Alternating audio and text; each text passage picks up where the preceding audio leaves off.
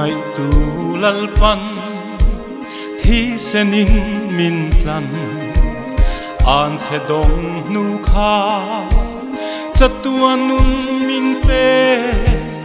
aro pui lu chia shia sen ruala ni lo o kanun na ama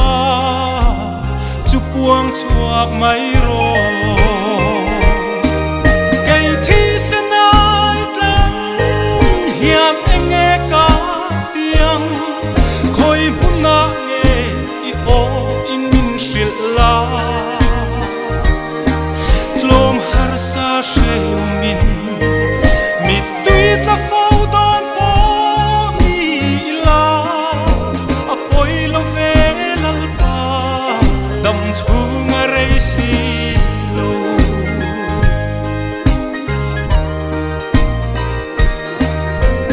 kei ting lo berle thiam hlim zo lo ko chatuan hun min bua sai sak mun nuam chu ama wanga chu ram ka chan don wangin katana luber chu lal isua ani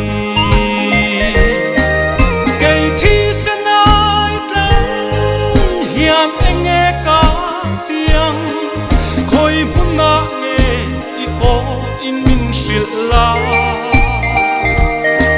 tlom har sa she min mi tuit la fo don po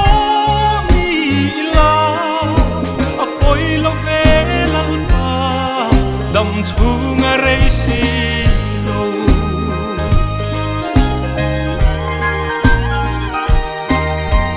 she nuwa meng ma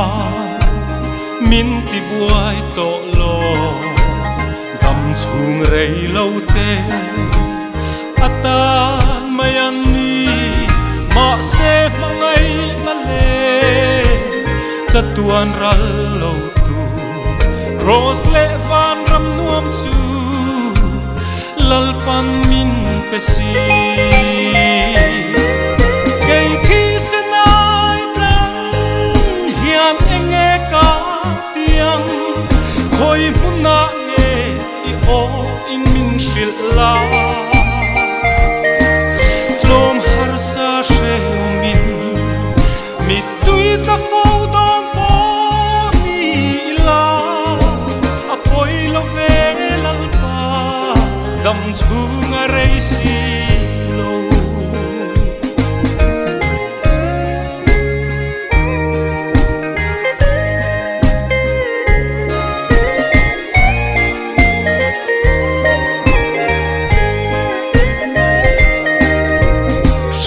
nuwa meng ma min ti buai to lo dam chung rei lo te atan mayan ni ma se mangai na le chatuan ral lo tu cross le van ram nuam chu